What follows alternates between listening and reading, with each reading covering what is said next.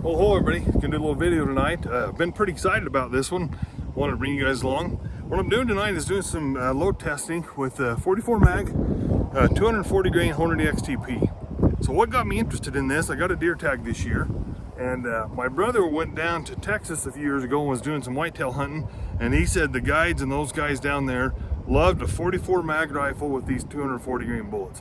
You know, a lot of close range shooting down there, and they just really, that's kind of been their go-to for that whitetail deal. So I got interested in it. You know, I harvested a deer a couple years ago. The video's almost 2 years old now, but I harvested a deer with a 44 mag pistol and my Keith home cast bullet.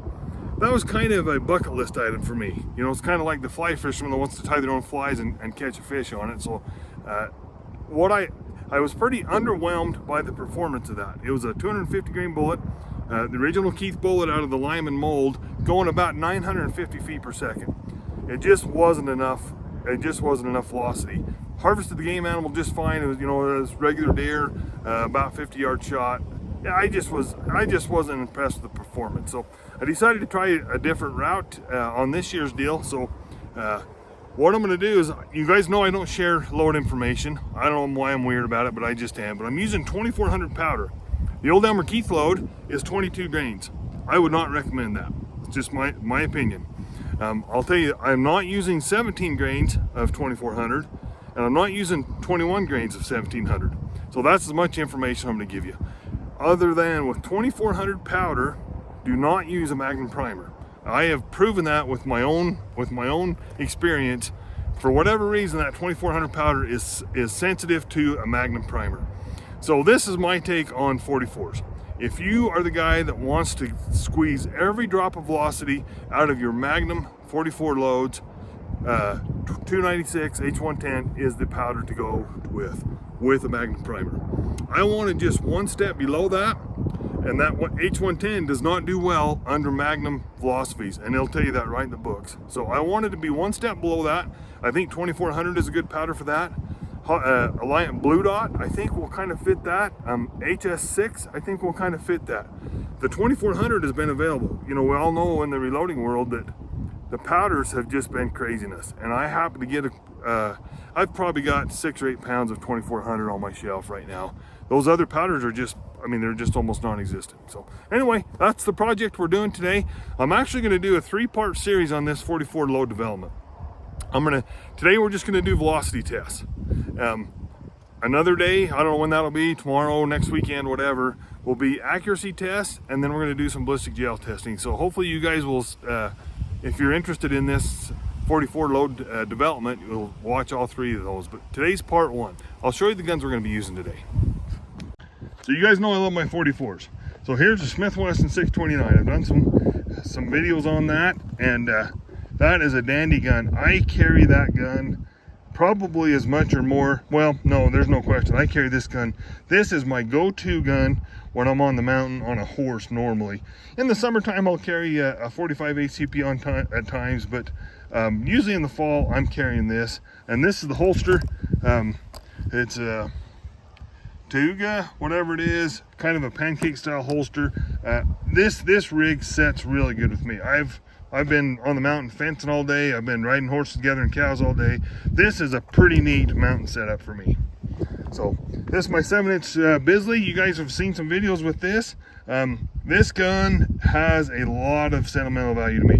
My wife bought me this gun, man, I don't even want to guess how many years ago. 28, 29 years ago for Christmas. We was a young married couple, had 1 or 2 small baby children. She scraped up some money, bought this for me for Christmas. So have a lot of love for this gun, and it shoots super well. Built this holster myself. I worked at a saddle shop in Wyoming for a few years. Carried this gun a ton on the horse, and pretty neat setup here. This is my 10-inch Super Blackhawk with a Bisley grip frame on it. Of course, they never made that gun stock. So one time Brown Hills was offering a kit to convert a regular Super Blackhawk to a Bisley, and I bought the kit and put this together. Had great luck with this setup. This gun is super accurate. There again, when I worked at the saddle shop in Wyoming, built this holster for it. I've actually carried this gun on a horse a little bit, and it's not as awkward and cumbersome as a guy would think it would be. You know, I wouldn't want to go hiking all day on the mountains with it for sure. It's just super heavy. But sitting on a horse, it's a cross-draw setup. So yeah, this is a pretty neat rig. I need to spend some more time with this. So, and then the Winchester Model 94. It's the Trapper 16-inch barrel version. Got Skinner sights on it. I haven't done a lot with this gun.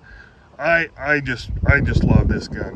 What I find interesting is the side eject, angle eject. That was the word I was looking for. Sorry about that, but it comes factory drilled and tapped for these Skinner sights.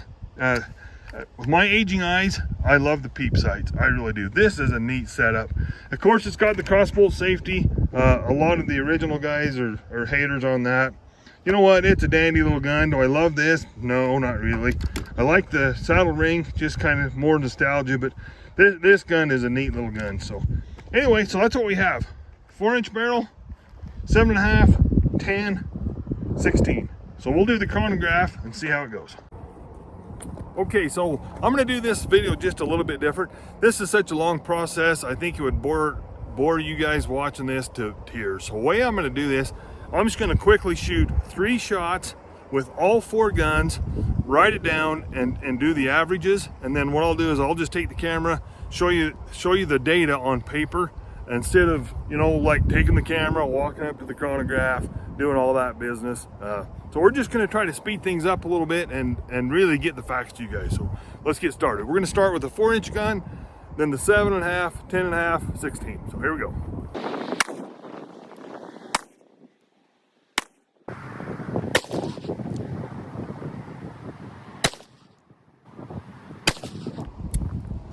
All right, guys, I had an error on the chronograph, so I'm going to shoot one more so I have 3 good readings.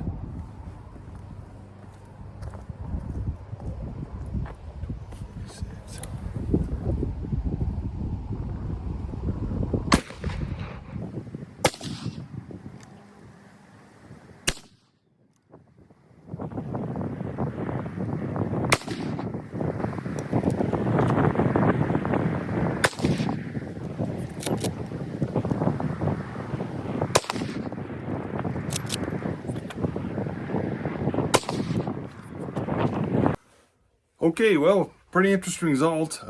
Before we go over them, I'm just going to take a minute and ask you guys to please subscribe if you haven't.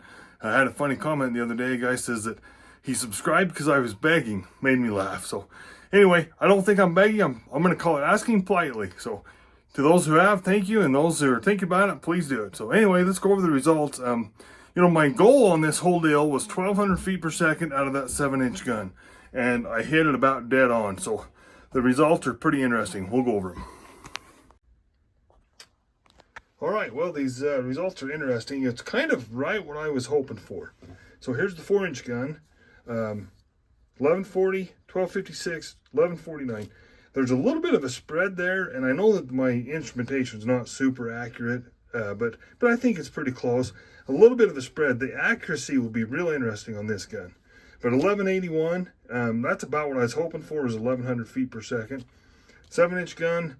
1246, 1217, 1224, a little closer on the spreads for sure, averaging about 1229. This surprises me. I would have expected, honestly, less velocity on that 4-inch.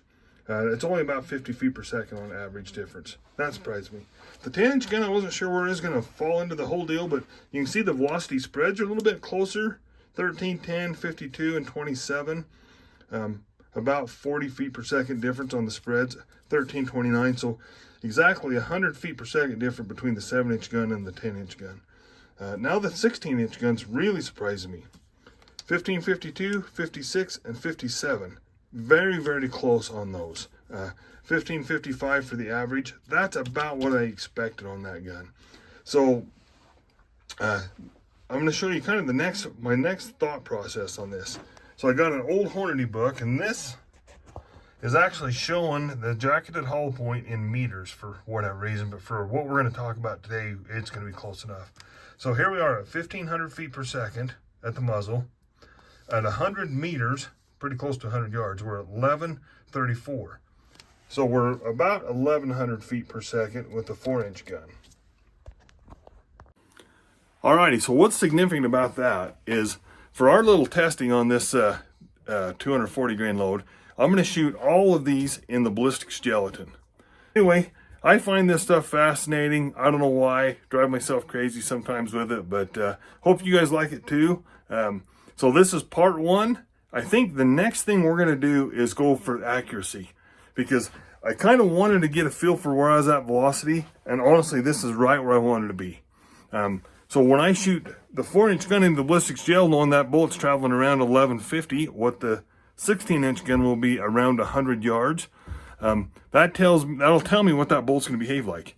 So if the bullet performance is good at that point, I'm going to say I've got a solid 125 yard little pistol caliber carbine here with the 16-inch Trapper Model 94. So anyway, we're going to wrap it up for today. Please leave some comments. Thanks for watching. Have a good night.